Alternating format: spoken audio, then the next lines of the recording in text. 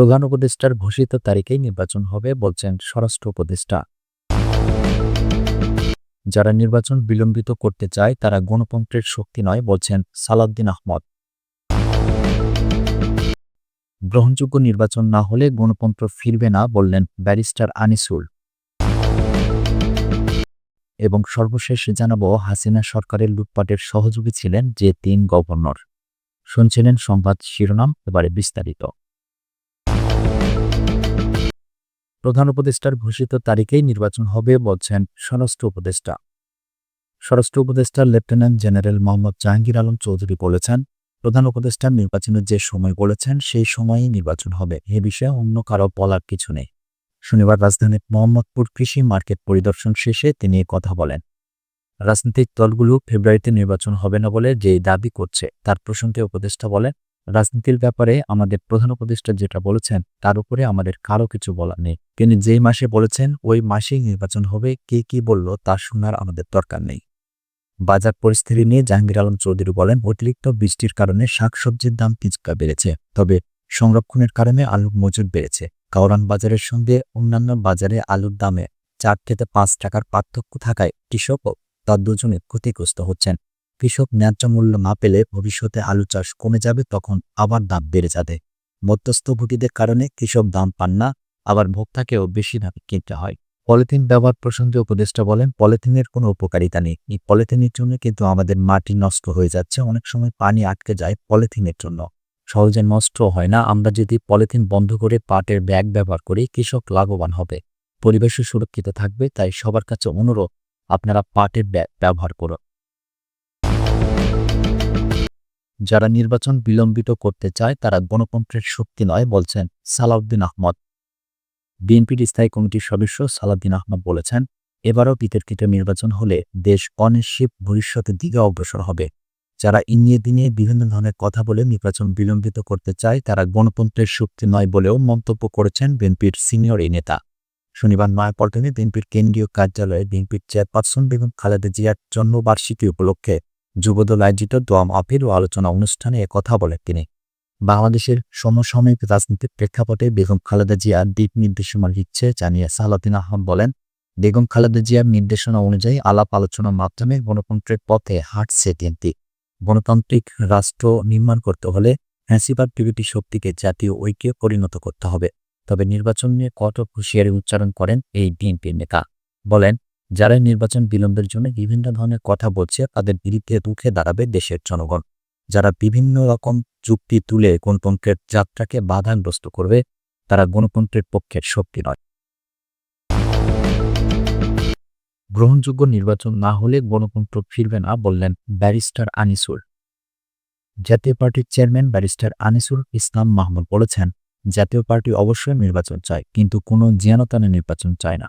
নির্বাচনের আগে অবশ্যই আইন শৃঙ্খলা পরিস্থিতি উন্নতি করতে হবে, কিন্তু বর্তমানে দেশের যে আইন শৃঙ্খলা পরিস্থিতি তাতে কোনোভাবেই শুষ্ক নির্বাচন সম্ভব হয়। আর নির্বাচন স্বচ্ছ, নিরপেক্ষ, গ্রহণযোগ্য না হলে কোনোভাবেই কোনো প্রক্রিয়া আসবে না।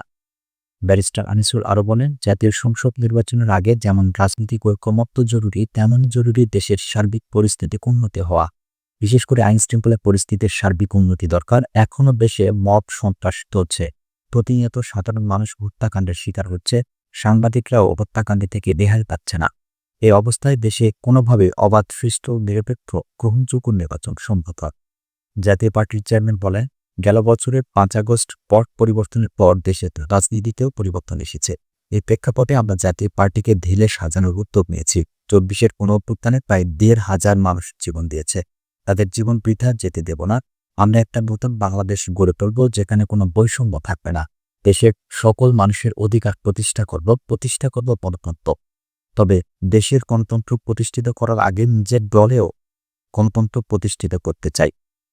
জাতীয় পার্টির ১০ম জাতীয় সম্মেলনের মাধ্যমে নতুন নেতৃত্ব এসেছে জানিয়ে বলেন, এখন থেকে জাতীয় পার্টি গণতান্ত্রিক উপায়ে যৌক্তিক নেতৃত্বের মধ্যে দিয়ে পরিচালিত হবে। আমরা গণতন্ত্র সংশোধন করে বিতর্কিত ধারা বাদ গিয়েছি। ইতিমধ্যে আমাদের কমিটির পাশাপাশি নির্বাচন কমিশনের কাছে সেই গণতন্ত্র জমা দিয়েছি।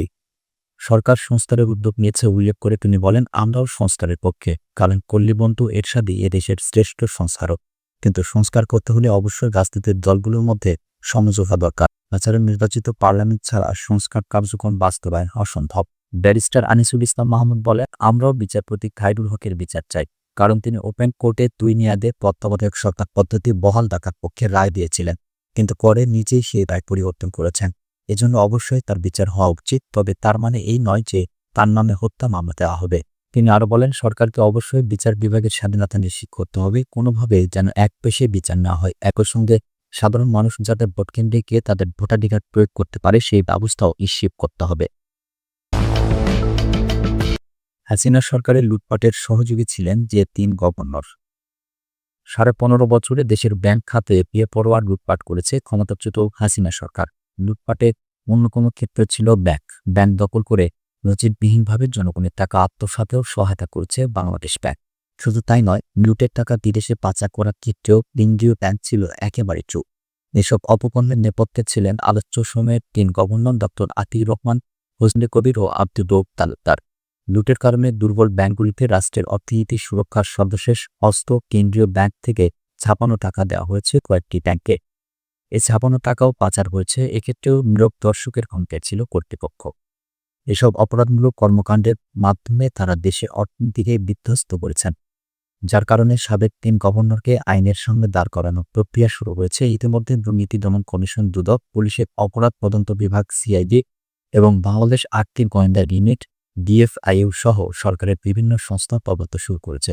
বাদ যাচ্ছেন না তাদের সহযোগীরাও। তদন্ত চলছে কেন্দ্রীয় ব্যাংকের সাবেক ডেপুটি গভর্নর এস.কে সুর চৌধুরী ও ডিএফআইইউ এর সাবেক প্রধান মাসুদ বিশ্বাসের বিরুদ্ধে।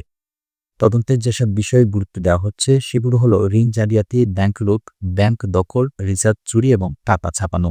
তদন্তের যেসব বিষয় খতিয়ে দেখা হবে সেগুলোর মধ্যে উল্লেখযোগ্য হচ্ছে আওয়ামী আমলে কেন্দ্রীয় ব্যাংক থেকে রাজনৈতিক বিবেচনায় খেলাপিদের ঋণ পুনর্গঠন বা নবায়নের ক্ষেত্রে বিশেষ ছাড় দেওয়ার প্রক্রিয়াটি। ওই সময় একাধিকবার রাজনৈতিক বিবেচনায় সার্কুলার দিয়ে নীতিমালা শিথিল করা হয়েছে। কার নির্দেশে এসব নীতিমালা প্রণয়ন করা হয়েছে, কারা সুবিধা নিয়েছে? ক্ষমতাচ্যুত প্রধানমন্ত্রীর বেসরকারি খাত বিষয়ক উপদেষ্টা সালমান এফ রহমানের তৈরি করা প্রস্তাব নীতিমালার ভিত্তিতে কেন্দ্রীয় ব্যাংক কোনো খেলাপিকে ছাড় দিয়েছে কিনা তাও খতিয়ে দেখা হচ্ছে।